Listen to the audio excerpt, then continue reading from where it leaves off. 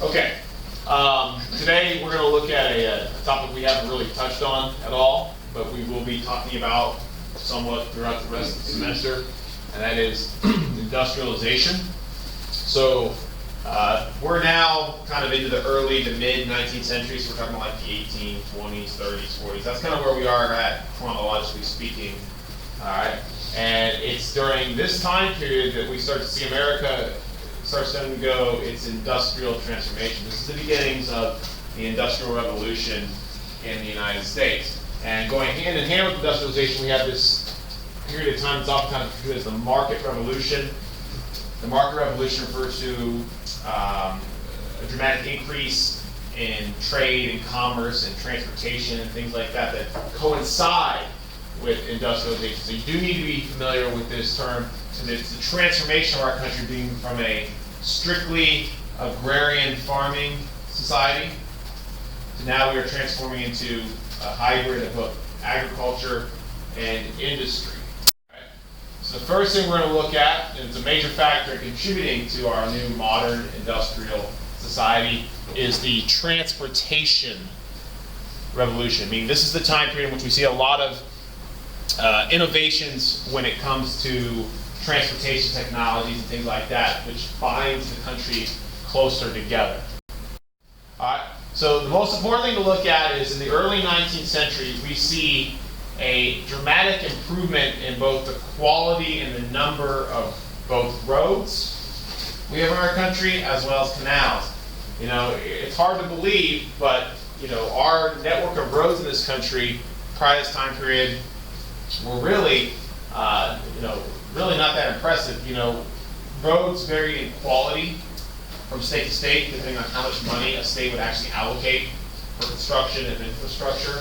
So it wasn't uncommon for, when you traveled between states, to find that there weren't that many roads. The roads were such of a poor quality that it made travel difficult. You know, there were entire weeks and months sometimes when weather would shut down transportation networks because of the poor quality of the roads. So in the early 19th century, we see a concerted effort by the United States to improve our infrastructure, our roads, as well as canals. What this would do was it would bind the country closer together, allow transportation as well as commerce between the states, which would lead to an overall improvement in our economy. Okay? So during these years, you can see the red is the roads, blue is navigable rivers, we didn't make those, and then this kind of green railroad looking thing, that's all the canals. Okay? And you can see most of this construction is going on up here in the north, which keep that in mind, that's important. But it's going on all over the country. So we are evolving as a nation to a modern industrial society. Okay, so some examples. I'm not going to spend a lot of time on this, but you do have to have some SFI examples. Because when we talk about roads, we see interstates created, like the so-called, they call it the Cumberland or National Road. Okay, which arguably was our first significant interstate. This was a road, okay, that was financed that would, for the most part, east to west, encompass all of the United States. Okay, this was a continuous road that you could travel from the East Coast to the interior on. And while it may not seem that impressive by today's standards because of our massive interstate system, which was created in the 1950s, by the way. All right, this was an impressive advancement for the United States, which kind of bound the country together and allowed us to move goods from the interior to the coast where they can be shipped out to sea and sold to Europe. Okay, it really benefited our economy greatly. Now, probably the single most impressive achievement when it came to transportation of goods was canals. Okay, in the early 19th century, we see a massive undertaking to build canals in this country, artificial waterways that we create, man-made, to move goods and people around. Probably the most famous of which in the early 19th century was the Erie Canal, which was constructed in the 1820s in New York. Everyone believed that it would have been an impossible engineering feat. They believed that it was a waste of money and time. But when the Erie Canal was completed, you could see it connected all of New York, which gave New York an advantage when it came to commerce and moving around, materials and things like that, which made their economy a very strong one of the most competitive in the nation. So the Erie Canal kind of became the example for all modern canal building in the United States. And as you remember going back for a second, look at that map, you saw just how many canals were being created, and these canals as well as roads were really causing a massive improvement to our economy. Right, there's a picture of what the Erie Canal would look like in 1829, and of course it also shows you the ships on there, which are going to also advance. We're going to talk about here in just a second. So anyways, this is the kind of thing we're looking at. This was, like I said, an engineering marvel of the world in the 1820s. Now, going hand in hand with canal building, as well as the navigable rivers we just mentioned, was shipbuilding. Okay? Starting around the 1830s, 1820s, we saw significant advances in shipping.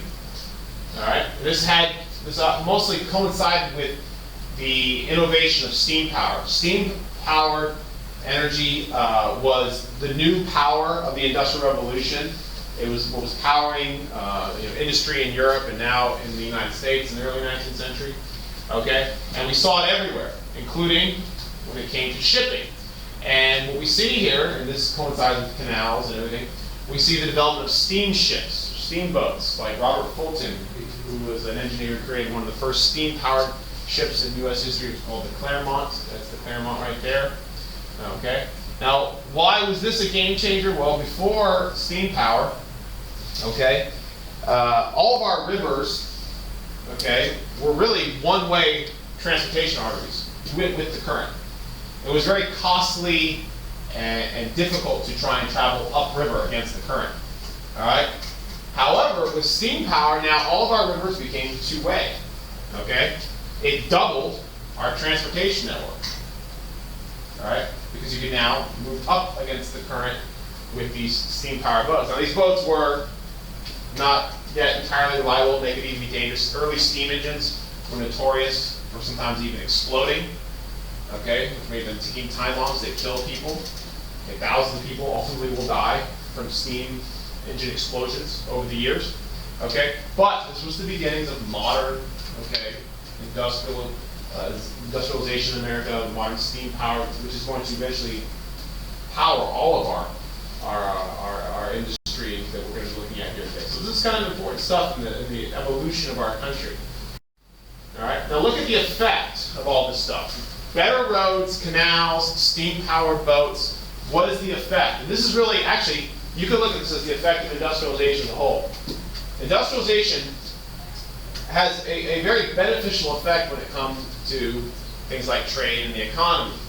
All right, if you look at here, this is the cost of doing business. This is the cost of moving goods and supplies. You've got wagon rates, canal rates, upstream river rates, railroad rates, downstream river rates. Okay? But if you look at them, all of them, every single cost when it comes to moving supplies, starting around, you can see here, 1815, 1820, that time period where we're at, we see a very significant decrease in the cost of doing business. It became cheaper now to transport goods because of all these things. Better roads, canals, and steam-powered engines made it so it was cheaper and more efficient to move goods this way. Particularly, look at this. Look at upstream river rates, the red.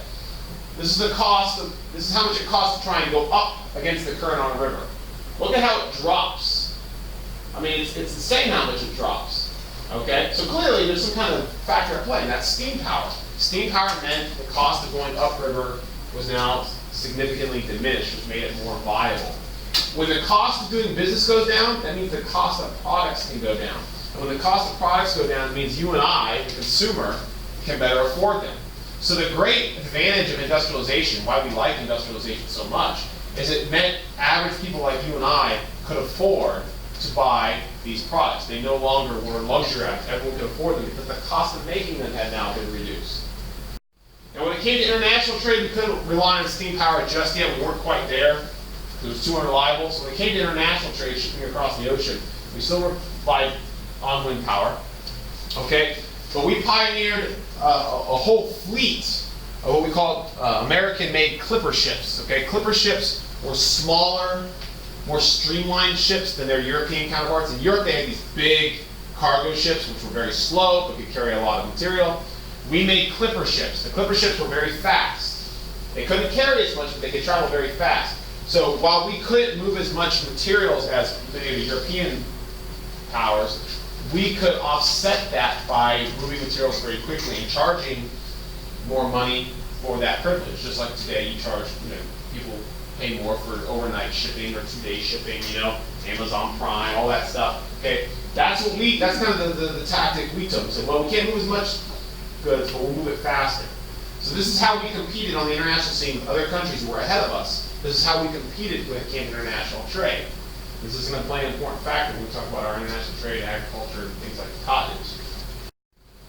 All right, now probably the single most important transportation revolution in this country's history, the entire history of the country possibly, takes place starting in the 1830s approximately. You should know that, 1830s is about the start of this.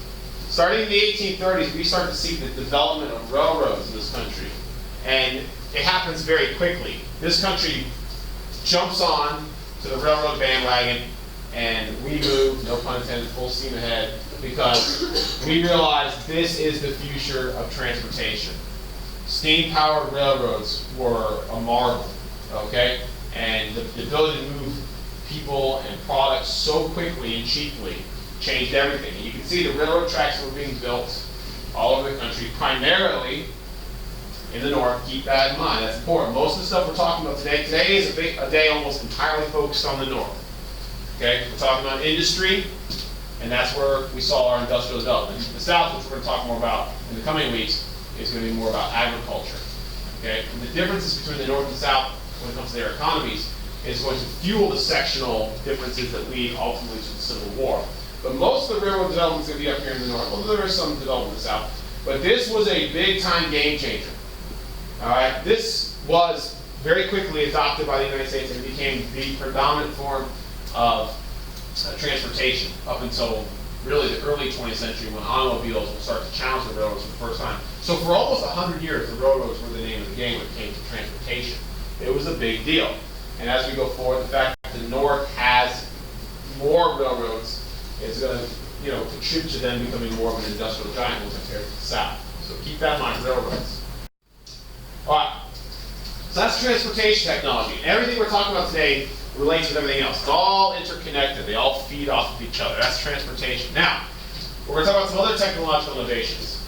Perhaps the 19th century, when we look at all of U.S. history, it probably was the most important time period when we saw technological innovations transform our society, whether it be transportation or otherwise. We see lots of innovation. And a lot of the innovations we're talking about here today are American-made. Okay? So let's talk about some of the technological innovations that transform this country. All right. So here's a big one. Now this one has to do with agriculture, but it's still something we need to talk about. Arguably, you could make the case that this is maybe the most significant invention in American history when it came to how it impacted us. Okay? This was actually created, the cotton gin, Eli Whitney's cotton gin, was actually created in towards the end of the 18th century. But its full impact is not realized until really the 19th century. So let's talk about this. This simple device changes America. The cotton gin was a machine that was designed to clean cotton fiber. Okay? Cotton could be fed into the machine, you would turn this crank, and it would pull the cotton through these kind of wire teeth. And what that would do is it would clean the cotton fiber. It would remove the seeds and allow only clean cotton fiber to pass through. All right, and this was much faster than actually by hand going through and trying to pick out the cotton seeds, which is very labor intensive. All right, now why is this so important? Well, prior to the invention of the cotton gin, cotton production in this country was, for the most part, a fairly small enterprise. There wasn't a ton of cotton production. It's the late 1700s. Think about it. Have we talked a lot about cotton this year? Not yet. And I'm sure you know that cotton is a big part of our history. We haven't talked a lot about it yet, so there's something clearly at play here. After the cotton gin was created, cotton cultivation became so lucrative. The fact that basically you couldn't grow enough cotton because this thing cleaned cotton so quickly and it made it more profitable. There was no end to the amount of money that could actually be made if you actually grew the cotton. All right? So because of the invention of the cotton gin, cotton became a very lucrative crop to grow. And I'll give you a statistic that proves it. By 1850, right? 1850, cotton made up more than half of everything we exported from this country. it was the single most important product made in America was cotton. And we owe a lot of it to the cotton gin. Now the problem, of course, was you still needed physical labor, you needed people to actually go out and get the cotton that could be then fed into the cotton gin.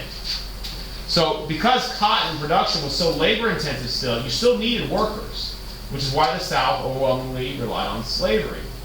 All right? So here's the really kind of ironic thing, I guess I would say, is the cotton gin was created by Eli Whitney, who himself was an abolitionist. He did not strongly support slavery, he didn't believe in slavery. Yet the cotton gin actually led to an increase in slavery. It is even argued that maybe without the cotton gin, without the reliance on cotton, slavery might have gone away sooner than it did in this country.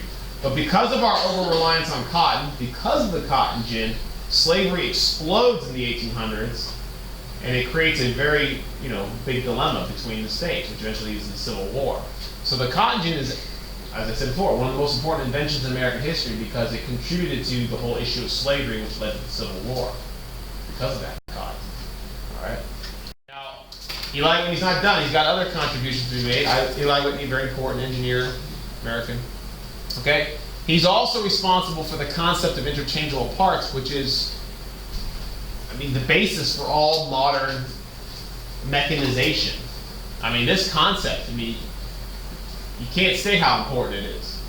Okay, and it all started in Eli Whitney's gun factory. Now, Eli Whitney, who made the cotton gin and also owned the gun factory, all right, he is responsible in American history for creating this concept of interchangeable parts, which, as I said before, it is the basis for all modern mass production. All right. Now, the concept of interchangeable parts is such a normal thing in our lives today that you don't even recognize it as a thing. It's just normal life, okay? So what are we talking about? Interchangeable parts is the idea that products that are made by machines and in a factory by machines all have standardized parts. They're all the same, okay? So that the trigger on one gun made in his factory could be taken out and put into another gun and it'll work. And you say, well, what is that? Isn't that how it's supposed to work? Well, you have to understand is prior to the Industrial Revolution, everything that was made by hand by a skilled craftsman who had trained their entire life to do that job. Okay? Everything was custom made. If you wanted a gun prior to the Industrial Revolution, that gun had to be made by a gun maker. And that gun maker would make that gun custom. Every part in that gun was made specifically to fit in that gun. So if something broke, you couldn't just go down the street to the store and buy a replacement part. No, you had to have someone custom make a part that would fit only in your gun. And that meant things were expensive. Okay, anything that's custom made by a person with skills is going to be more expensive because you have to pay for that work. What Eli Whitney figured out was because of mechanization, because of machines, what can machines do that humans can't? Machines can be consistent. They can make the same product, the same size and shape every single time. And machines are so precise that you can actually change out the parts. And what Eli Whitney did when he was trying to sell guns to the U.S. government, the U.S. Army wanted to buy his guns. He did this little experiment for them that blew their minds. He took a bunch of rifles, he took them apart, and he mixed all the parts together, so they were all mixed up. And then he put the rifles back together and fired each one off, and they all worked. And people were shocked. How is this possible? Because of interchangeable parts. It seems like common sense, but you have to understand, it wasn't possible before this time because we didn't have machines that could standardize parts. Today, everything is standardized. Everything. Okay? Piece on your car brakes, you get a part sent from the factory. It works. Okay? Everything is standardized, with the exception of things that of course, some people pay extra money to have things custom made, obviously, still, right? But for the most part, everything we buy is standardized. Okay, clothes, you go to the store. There's standardized sizing, right? Large, extra large, small, sizes, and all that. Okay, it's standardized because through mass production, it's cheaper to do it that way. And the cost reduction is then passed on to us. So Eli Whitney is responsible for that. That is the basis for all modern mechanization and industrialization. It's a big concept. All right, let's talk about a few others and we'll be done. These are agricultural. John Deere. You've probably heard that name. right? John Deere, lawnmower company today, right? John Deere invented the steel plow. That's where the name comes from. Steel plow. Exactly what it sounds like. It's a plow that was made of steel. Say, okay, well, what's the big deal? Steel plow is very important in American history because prior to the steel plow, the Great Plains, the Midwest, was unfarmable. The soil of the Great Plains was so tough, and the grassroots there were so tough, that normal plows were incapable of breaking the soil.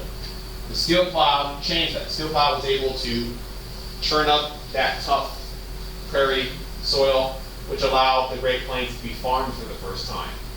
So now this increased our farmable land, which led to hundreds of thousands of more Americans moving out west to set up shop and farm there. Okay, so you could argue the steel plow contributed to the expansion of America. Okay, Cyrus McCormick's mechanical reaper. You've probably seen something that looks like that. There's modern machines that look like this. The mechanical reaper was another farming device. Okay, this allowed the mechanization of harvesting crops. Okay, it can be dragged behind the horse you see there, and then these spinning blades would cut down the crops and collect them, like a modern thresher. All right, this was a labor-saving device. So you didn't have to have hand labor go out there and by hand cut down, okay, the crops. All right, so this was another mechanization, time-saving device that really, increased our supply, which decreased costs across the board. Okay, so not all these innovations are, outside of agriculture. Some of them were agricultural and they affected the South. All right, how about this one? Think about how this would revolutionize life in the 1830s. What about communication? Okay, prior to this, all communication had to be done either in person or by mail. Mail is slow. Okay, mail could get lost. It was dangerous even delivering the mail to remote areas. It could take weeks, months to get a reply. Okay. Well, that all changed with the increasing use of the telegraph system. The telegraph is the precursor to the telephone. All right, telegraph, like the picture shows, allowed for instantaneous electrical communication. An electrical signal could be sent through a wire. That's what these guys are doing. They're sending up telegraph wires, like telephone wires. And you can send a signal, electrical signal, through that wire from one location to another. And someone on each end of that wire working a telegraph machine who is knowledgeable in Morse code, which we still use today, Morse code, okay, could decipher that electrical communication and turn it into words. Okay, this could be done instantaneous between cities. So the time that was required to deliver messages and communicate was reduced to, like I said, instantaneous communication. If you could pay for the service, you got to pay for that, and it could be costly. All right, but this really did change everything because now news could spread out across the continent very quickly. People could get information on who became president. So it did take weeks and months for that information to eventually trickle to the West. It could be done immediately, as long as there was telegraph wires connecting these places. So as we moved out west, we had to build infrastructure to do this. And of course, this will eventually be replaced by the telephone at the turn of the century. Okay, one more. Sewing machine, as well as others. There's other machinery related to textiles, which I'm about to get into and spend some time on. Spinning jenny, they called it, which is a big machine that was made for the mass production of textiles. The sewing machine also revolutionized the creation of clothes into factories.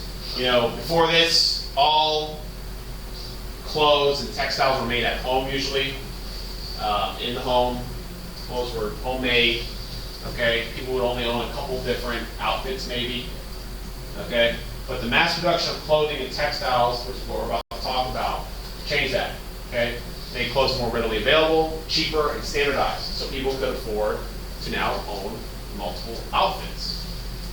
Okay, which was a huge advancement when you really think about it. So lots of different innovations caused by technology, sewing machines, all that stuff. All right, so now we're going to actually talk about examples of what this looked like and where. Now, as I mentioned before, what are we talking about? Industrialization was taking place primarily in one region. Almost entirely it was taking place in the north. Specifically, most of it was localized to the New England region. Why? Well, lots of reasons. One, necessity. New England did not have massive agriculture, so they had to find other ways to make a living. The North was home to many rivers. These rivers could be used as power systems in the factories. They used water power. So the North is where we see most of our industrialization. Now, the guy who gets most of the credit for the birth of the American factory isn't even an American. He's from Britain. Okay, Samuel Slater. Samuel Slater, who's been nicknamed the father of the American factory system. Okay, that's because he was an engineer who worked in England. And in England, the Industrial Revolution was really already well underway. They were leading the world when it came to industrialization. But they actually made it against the law to share the secrets of industrialization with other countries. England wanted to keep a monopoly on all industrial production. So Samuel Slater, he memorized the schematics for English factories, how they worked, how they did their power system, all that stuff. And he came to America, and here he built factories using the English system. And from there, we see Americans follow suit, and we get the birth of the entire American factory system of the Industrial Revolution. So for that, Samuel Slater is oftentimes referred to as the father of the American factory system. Without him, we might have taken a lot longer to develop. Now, ultimately, and I want you to know this, the industry that is the first industry to really revolutionize and become industrialized in American history is the textile industry. You absolutely need to know that. That'll be a question on test one day. What industry will be the first industry to industrialize? Textiles. Okay? Textile industry, which, production of cloth and things like that, is the first to adapt to these modern industrial methods. Okay? And what we see is in the New England region, we see the development of something that is now referred to as the Waltham-Lowell system. It gets its name primarily from a town in Massachusetts known as Lowell, Massachusetts. Okay? Now this system really becomes the prototype for all American factories, especially in the textile world in America. So what was it? So Lowell, which looked like this is part of the town of Lowell, was both a factory and a town, in which the town was largely created to cater to the factory. And what I mean by that was the people who set up Lowell realized the best thing to do was to keep their workers on site, on the same location, have them live where they worked. So they built a factory, and then they also built dorms, like you would at college. They had a dormitory. And that is where, in that dormitory, that is where the workers would live when they weren't at work in the factory. It was an entire town of people who worked in the textile mills. Okay? This way, they could keep a very close eye on the workers and keep a very stable labor supply at all times. Okay, everything in Lowell was regimented and timed. Okay, the workers would wake up to a whistle. They would tell them, time to get up, time to go to work, when to take a break, when to go home. Everything was regimented. Okay? And this became a kind of commonplace practice in American factories at this time period. Now, the Lowell's mills, they also pioneered something we saw in textile mills in the early 19th century in terms of their hiring practices. In the Lowell mills and in other textile mills, the workers were almost entirely young women, known as mill girls. They worked in textile mills. They worked on the machinery, the spinning jenny, and things like that, producing textiles. Okay? So this leads to the question, why? Why did they choose these young girls? Okay? This was calculated. All right, the reason why the Lowell mills and other mills focused on hiring young women is because they were more easily exploitable. Women, because they were treated in this country as second-class citizens when compared to men. Okay? They could be paid less. Okay? They could be worked longer and harder. And they would be less likely to organize and complain because they had fewer advantages that men had. So these factory owners quickly realized that by hiring young women, they could get more work out of them for less money. It was all about how much they could exploit them. All right? And a lot of times these girls were young, single women who came from poor families who were desperate for jobs and desperate for money so they could help out their families back home. So they were willing to go off and live in the company town, they would live in the dormitories, and that's where they would work. Okay, for very meager wages, but they were willing to do that. Okay, and it was a rough life. Like I said, it wasn't uncommon to work 12, 13, 14-hour days. All right, and once again, there was a lot of strict rules in the town. These women did not have a whole lot of freedom. Their life was very much regimented by the factory. The factory owners told them what they could and could not do. Okay, their social lives were very much restricted. They weren't allowed. They were under contract. They weren't allowed to get married. Okay, because marriage might interrupt their ability to do work. Okay. So here's some pictures. You can see a lot of the girls that were hired were immigrants. And we're talking about immigration here in a minute, because this is during an era in which there was a lot of European immigration to America. So you got Irish immigration.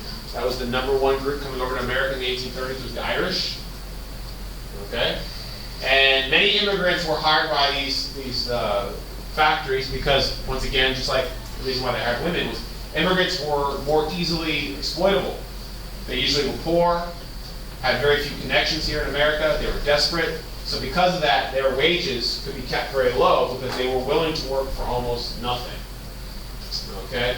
And there were large numbers of them coming over, and since there were large numbers, they could be easily taken advantage of. All right, so we look at textile mills, which were the first area of our economy to industrialize. Most of what we're looking at up here is in the north, in the New England region. Okay? You can see most of it's concentrated right up in here. And then you look at Massachusetts, you can see that was the area that had the most textile mills. So we have this kind of symbiotic relationship between the South and North. The South was growing the cotton, but it was setting up the North to be processed into finished fiber in the textile mills.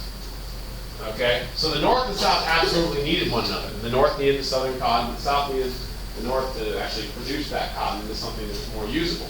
So both sides were benefiting off of the booming cotton industry in the South.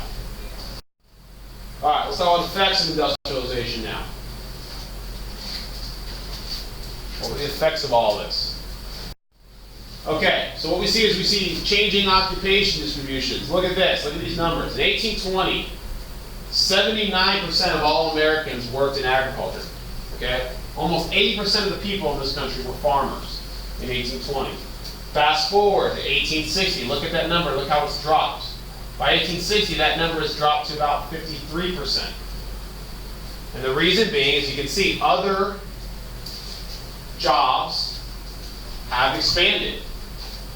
Service, transportation, trade. Look at manufacturing. Manufacturing is the single largest growth.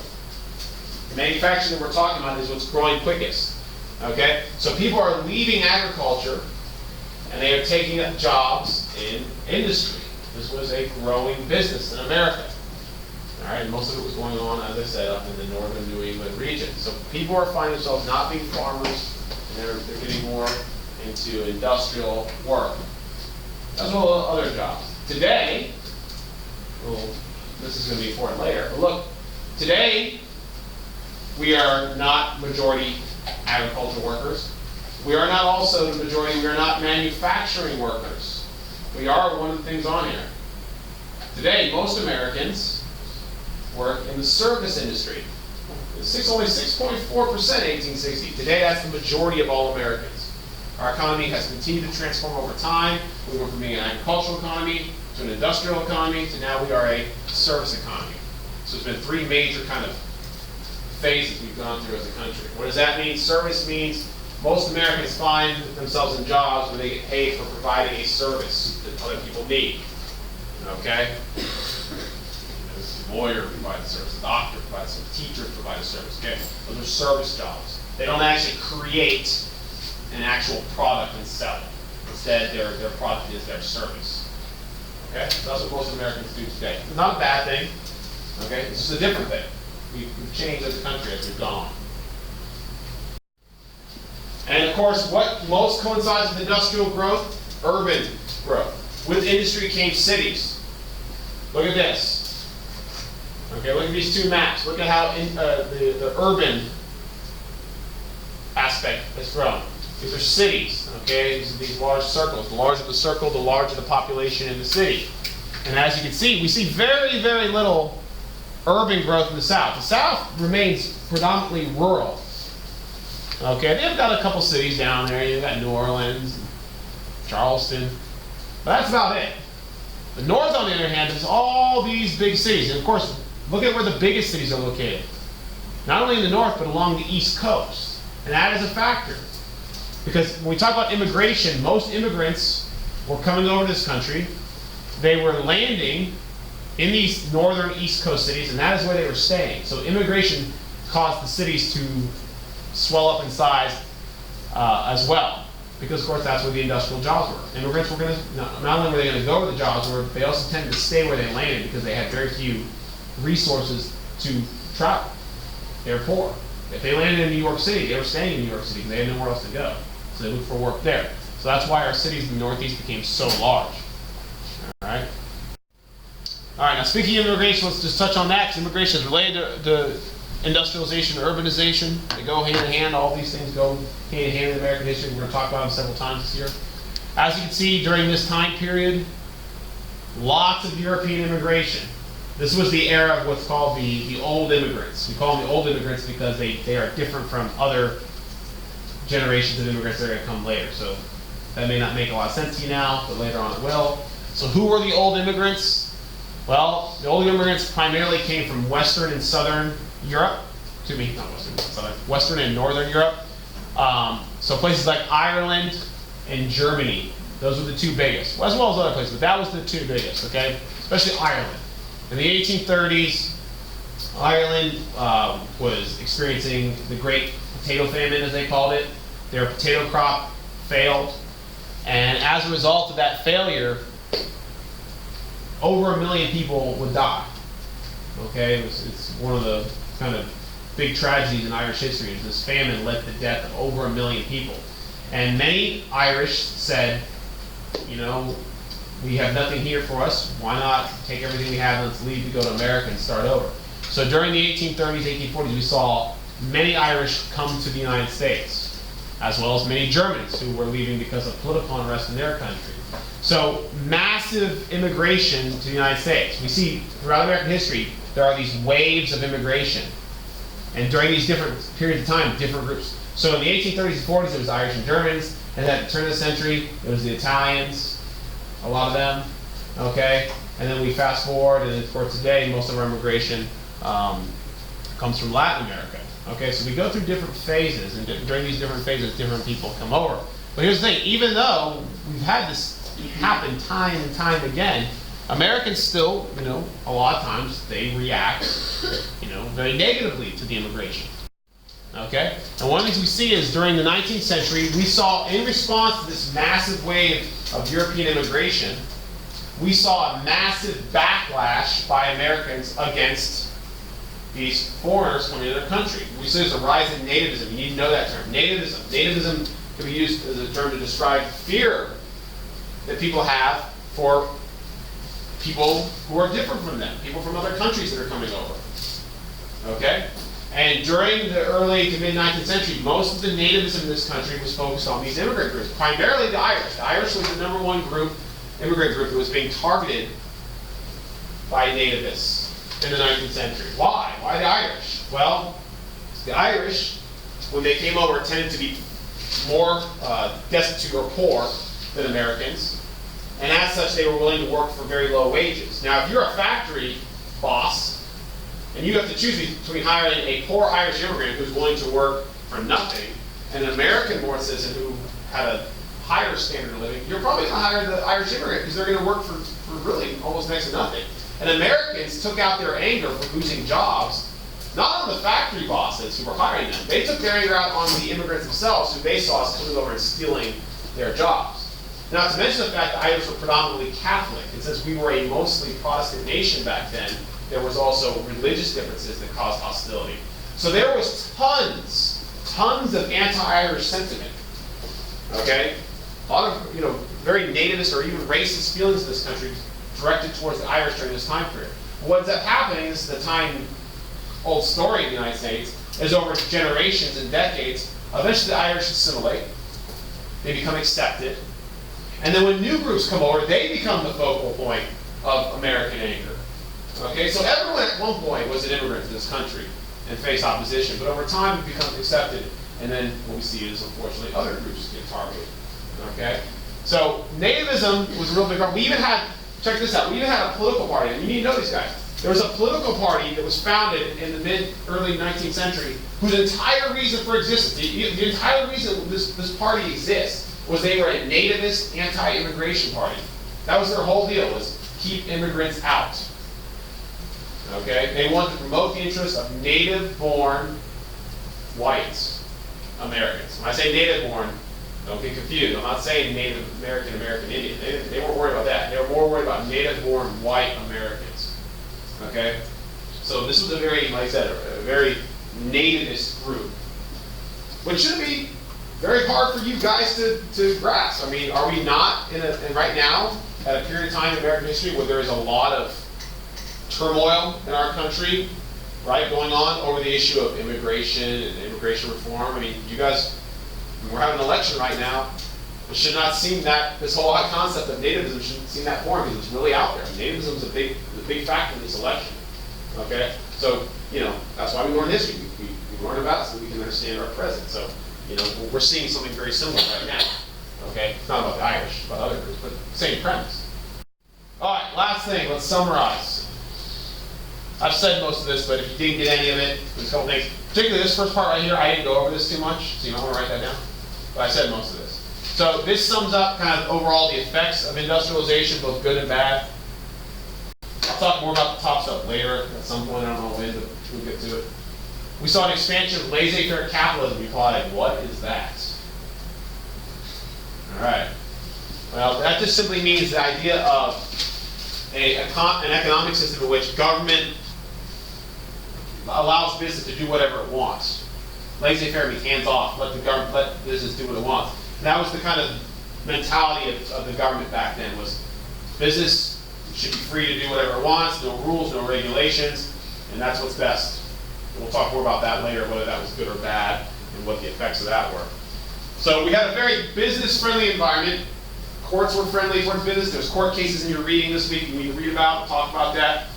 We found that lots of money was being made. However, most of that money was not being channeled into the hands of workers. We had an uneven distribution of wealth where factory owners were making tons of money, but workers were working for very low wages because most of them were being taken advantage of. We talked about the girls and Irish immigrants.